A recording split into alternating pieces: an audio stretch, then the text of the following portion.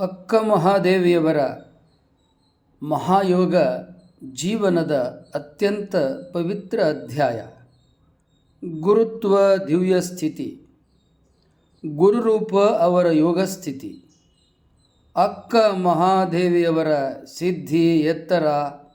ಅವರು ಕೇವಲ ಶಿವಶರಣೆಯರಲ್ಲ, ಶಿವತತ್ವದ ಹಂತ, ಪ್ರತೀಕ, ಮಹಾಯೋಗಿನಿ, ಗುರು, ಯೋಗದ ಅಂತಿಮ ಸ್ಥಿತಿ.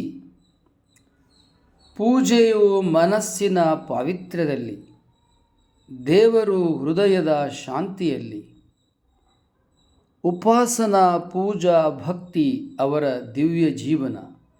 ಅವರ ಭಕ್ತಿ ಅಂತಃಕ್ರಿಯೆ ಧ್ಯೇಯ ಆಧಾರಿತ. ಅವರು ಪ್ರತಿದಿನ ಶೂನ್ಯ ಧ್ಯಾನ ಪೂಜೆ ನಡೆಸಿದರು.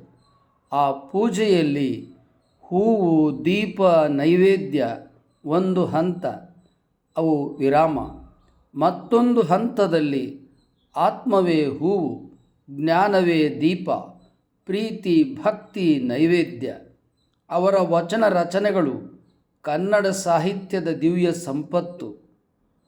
ಪ್ರತಿ ವಚನವು ಧ್ಯಾನ, ತಪಸ್ಸು, ವೈರಾಗ್ಯ, ಭಕ್ತಿ, ಶಿವನ ಮುಡಿಗೆ ಏರಿಸಿದ ಅವರ ವಚನಗಳು ಪುಷ್ಪಗಳು. ನಾನಲ್ಲ, ನೀನೇ ಕಾಣುವೆ. ನಿನ್ನ ಶೂನ್ಯ ಸ್ಥಾನದಲ್ಲಿ ನಾನು ಕರಗುವೆ. ನಿನ್ನ ಪರಮ ಪವಿತ್ರ ಪಾದದಲ್ಲಿ ನಾನು ಹೂವಾಗುವೆ.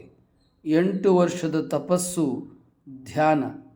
ಅವರು ಲೋಕವನ್ನು ಶಾಂತ ಅರಣ್ಯ, ನದಿ ಪ್ರಾಂತದಲ್ಲಿ, ಜಲಪಾತದ ಶಬ್ದ ಮಧ್ಯೆ ಶಿವನ ನಾದ ಅನುಭವಿಸಿದರು.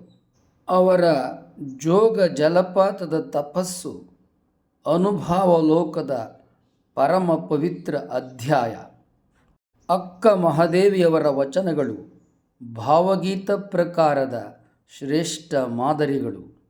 ಕನ್ನಡ ಸಾಹಿತ್ಯಕ್ಕೆ ಅಪೂರ್ವ ಸಂಪತ್ತು ಅಕ್ಕ ಮಹಾದೇವಿಯವರ ವಚನ. ಚನ್ನಮಲ್ಲಿಕಾರ್ಜುನ ದೇವ ಅಕ್ಕ ಮಹಾದೇವಿಯವರ ಕನಸು. ತಪಸ್ಸಿನಲ್ಲಿ ಅವನು ವಾಸ್ತವ ಸೃಷ್ಟಿ ಸ್ಥಿತಿ ಲಯಗಳ ಕಾರಣೀಕರ್ತ. ಹಲ್ಲು ನೋವೆ? ಶಿವ ದಂತಕಾಂತಿಯನ್ನು ಬಳಸಿ ನಗು ನಿಮ್ಮದಾಗಲಿ. ಈ ವಿಡಿಯೋ ಇಷ್ಟ ಆದರೆ ಇತರರಿಗೂ ಹಂಚಿ. ಅಕ್ಕ ಮಹಾದೇವಿಯವರ ಉತ್ಸವ ಬೆಂಗಳೂರಿನಿಂದ ಶಿವಮೊಗ್ಗ, ಉಡುತಡಿ, ಬಳ್ಳಿಗಾವೆ ಜಗದ್ಗುರು ಪ್ರಭುದೇವ ಧರ್ಮಪೀಠದಲ್ಲಿ ಸಂಪನ್ನಗೊಳ್ಳುತ್ತದೆ. ಬನ್ನಿ, ಉತ್ಸವದಲ್ಲಿ ಎಲ್ಲರೂ ಭಾಗವಹಿಸಿ ತನು ಮನ ಧನ ದಾಸೋಹದಿಂದ ಭಕ್ತಿ ಅನುಭಾವದಲ್ಲಿ ಭಾಗವಹಿಸಿ. ಸುಸ್ವಾಗತ.